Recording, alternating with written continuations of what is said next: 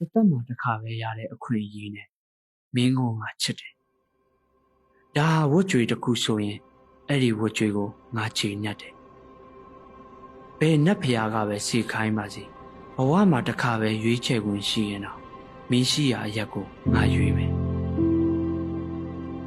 ငါရဲ့ရွေးချယ်မှုလွဲမှားခဲ့ရင်ကဘာကြီးကပြောင်းလဲခဲ့ရင်မေတ္တာတရားကကြောသားရင်သားခွဲခြားခဲ့ရင်ငါတို့ဟာမဆုံနိုင်တဲ့မြင်းပြောင်နှစ်ကြောင်ဖြစ်ခဲ့ရင်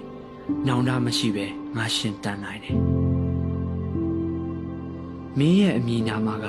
ငါရဲ့နေ့စဉ်သုံးဘာသာစကားညှော်လင့်မထားပဲတတိယတက်သွားတာငါရဲ့အမှုချင်းနတ်ပြည်နယ်ငရဲ့